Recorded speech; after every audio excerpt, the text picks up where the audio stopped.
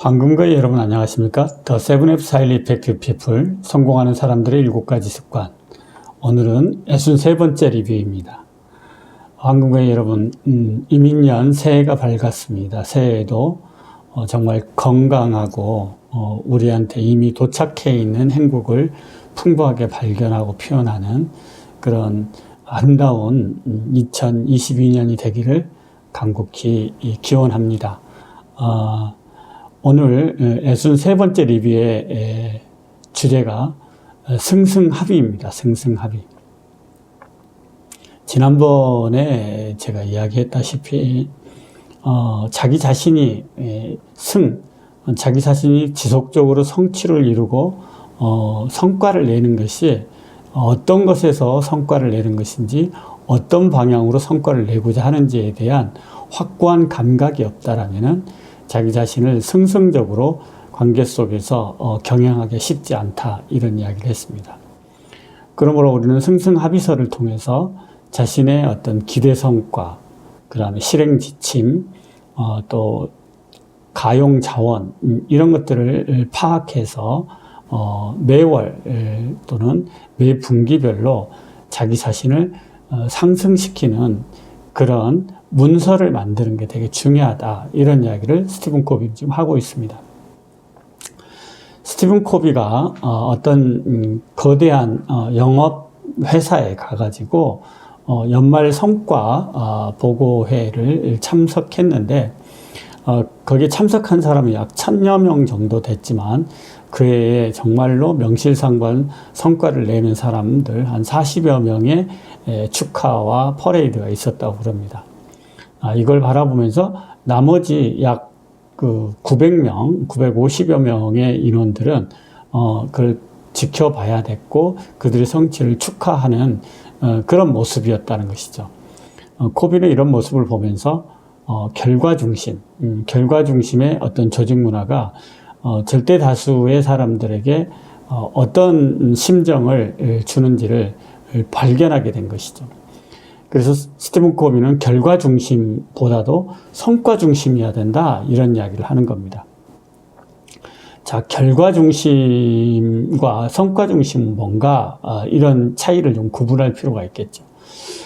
손흥민이가 축구를 게임에 임한다고 하자고요. 그러면은 우리가 예상할 수 있는 결과는 뭘까요? 골을 몇 골을 넣는가? 그 다음에 게임에 승리했는가? 정도가 우리는 결과라고 할 수 있겠죠.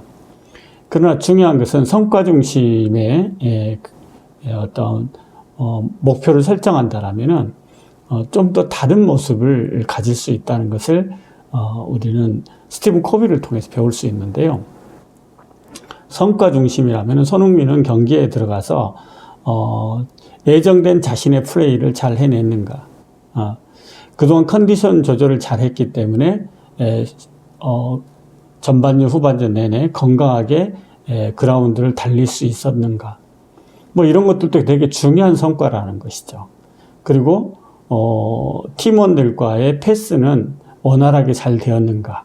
뭐 이런 것도 되게 중요한 성과고, 상대의 전략을 예측했던 것만큼 잘 읽고 대응했는가? 이런 것도 중요한 성과이고, 그리고 물론 골을 넣는 것도 성과이고 다른 사람이 골을 넣을 수 있도록 어시스트를 잘 했는가 하는 것도 성과라는 겁니다.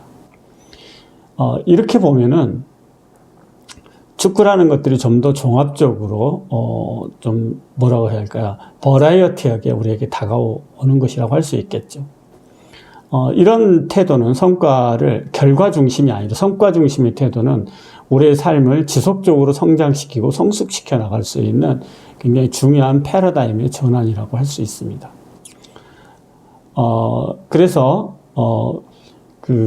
스티븐 코비는 이런 성과 중심의 계획을 수립하는 데 있어서 되게 중요한 몇 가지 원칙을 제시합니다. 첫 번째, 기대 성과를 분명히 하라. 습관이 끝을 생각하고 시작하라, 이런 거 아니겠습니까? 그래서 매달 또는 매 분기, 매 회계년도에 기대 성과가 뭐가 돼야 되는가를 분명히 하라는 겁니다. 원하는 결과가 언제 무엇이 어떻게 이루어져야 되고 그런 것들은 무엇이고 내가 원하는 성과들은 무엇인가에 대해서 한번 분명하게 한번 생각해 보라는 것이죠. 그리고 실행 지침은 그런 성과들을 달성하기 위해서 내가 어떤 규칙을 정하고 어떤 범위에서 활동을 할 것이며 내가 매일매일의 활동을 해야 될 어떤 주요한 업무들은 무엇인가에 대해서 규정해 보라는 겁니다. 그리고 세 번째, 가용자원. 내가 이런 성과와 이런 실행 지침을 이행하는 데 있어서 어떤 자원들을 활용 가능한가, 이런 것들을 물어보라는 것이죠. 확인해 보라는 거거든요. 사람도 필요할 거고, 돈도 필요할 거고, 어떤 도구도 필요할 거고, 물자도 필요할 수 있고, 어떤 기술도 필요할 수 있고, 예를 들어서 요즘에는 카카오톡, SNS 이런 것들을 활용해 볼 수도 있지 않겠습니까? 그 다음에 이런 유튜브를 활용해 본다든가 이런 식으로 가용 자원이 있다는 거, 우리 주변에 이미 도착해 있는 그런 자원들을 발견하고 어떻게 조직할 것이냐, 그 조직에 따라서 우리가 이야기하는 그런 실행 지침을 잘 이행할 수 있고, 그 실행 지침을 잘 이행한다면 우리가 원하는 기대한 성과를 이룰 수 있다, 이렇게 이야기를 하는 겁니다. 그 다음에 이것들을 이제 성과 확인을 해 나가야 될 거 아닙니까?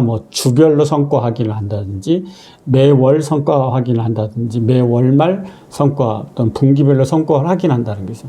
그래서 언제, 어떤 기준으로, 물론 기대 성과 기준이 있을 거 아닙니까? 실행 지침이 있었을 거고, 그에 비추어서 내가 잘 진행되고 있는지를 성과 확인을 하라, 이런 겁니다.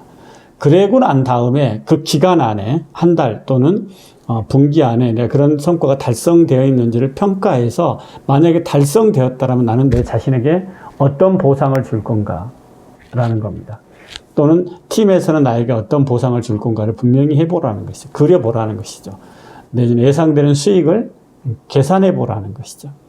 만약에 그러면 달성하지 않았다, 못했다, 그랬을 경우에는 우리는 그때는 또 어떻게, 어떤 자세로 다시 임할 것인가에 대해서 분명하게 어떤 결정을 하고 시작하는 것과 결정하지 않고 시작하는 것은 너무너무 다른 결과들을 가질 뿐만 아니라 비즈니스의 성장과 성취에 영향을 미친다는 겁니다. 생각해 보면 이 5가지가 되게 심플합니다. 어떻게 보면 목표를 세우고 실행하고 평가하고 다시 보상하는 그런 부분에서 이만큼 심플한 방법이 없다라는 것을 확인할 수 있는데요. 다시 한번 이야기한다면 기대성과 실행 지침, 가용 자원, 성과 확인, 손익 결과, 이렇게 좀 말이 좀 어렵지만 사실은 내용적으로 보면 되게 심플하다 이야기를 하는 겁니다. 결국 기대를 분명히 하고 그리고 그것을 어떻게 이룰지를 방법을 고안해내고, 그리고 그 방법을 이루는 데 있어서 어떤 자원들을 끌어다 쓸 건지, 활용할 것인지, 그리고 언제쯤 과정에 성과를 확인할 것인지, 그리고 최종적으로 결과가 나왔을 때, 성과가 확인되었을 때, 성과가 이룩되어졌을 때의 보상은 내게 무엇을 할 것인지, 그 다음에 이룩되지 않았을 때는 다음에 어떻게 대처할 것인지를 이렇게 미리 결정하고 진행하라, 이렇게 이야기를 합니다.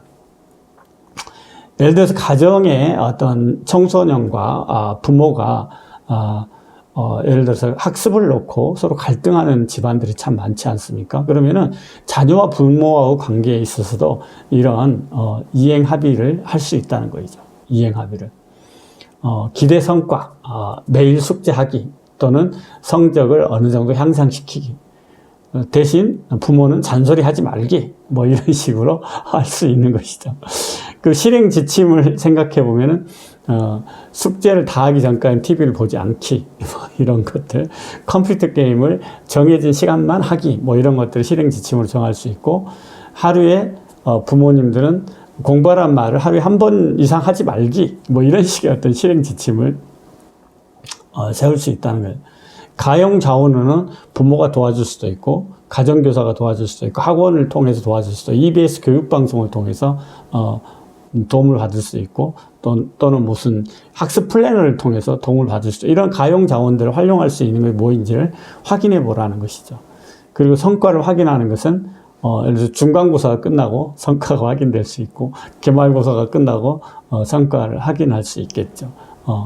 그래서 어떤 목표가 달성이 되면은 거기에 따라서 부모가 기분 좋게 보상을 하고 외식을 한다든가 같이 영화를 본다든가 같이 놀이공원을 간다든가 이런 보상을 하고 달성하지 못했을 경우는 자율학습 시간을 스스로 공부할 수 있는 시간을 매일 뭐 한 10분 정도를 더 연장해서 하기로 약속을 한다든가 뭐 이런 식의 이행 지침을 이행 계획서를 작성하고 시작하면은 훨씬 더 실행률이 높아진다 이런 이야기를 합니다.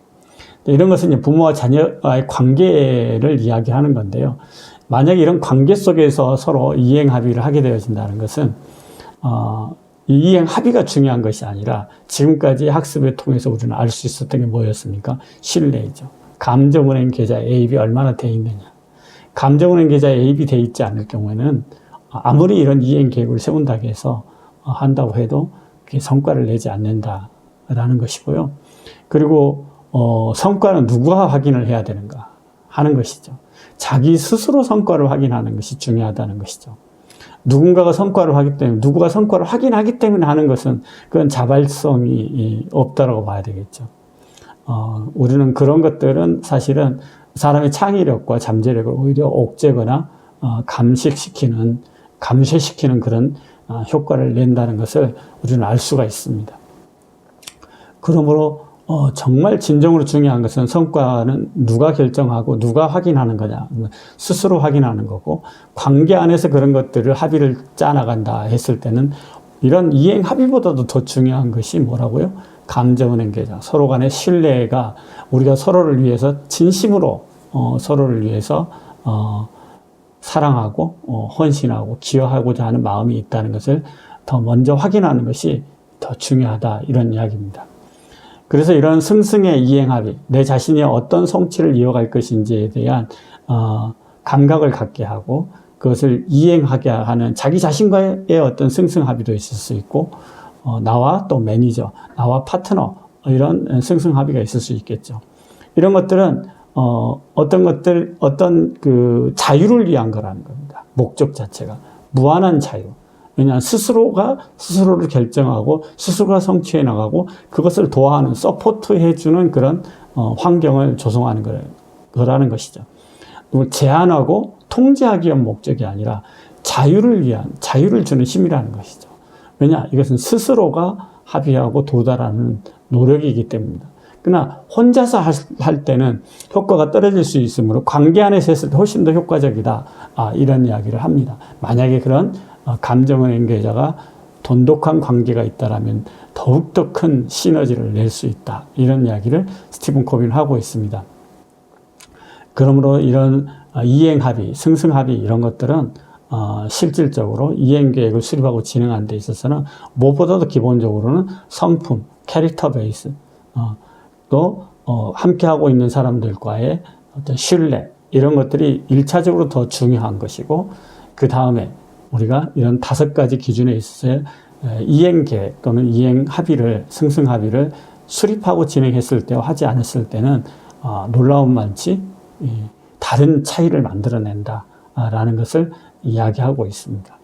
도대체 우리는 이번 달 무엇을 달성하고자 하는지 우리는 도대체 이번 2022년의 끝 지점에서 나는 어떤 부분에서 어떤 성과를 내고자 하는지 우리가 한번 생각해 볼 수 있는 그런 연초에 좋은 테마이지 않는가 그런 생각을 해봅니다. 한국교회 여러분 2022 검은 호랑이 해에 정말 호랑이의 기운이 여러분의 삶에 깃들어서 어렵지만 힘들고 버겁지만 한 발 더 나아가고 더 성취하는 그런 2022년이 되시길 바랍니다. 다음 시간에 또 뵙겠습니다. 사랑하고 평화를 빕니다. 감사합니다.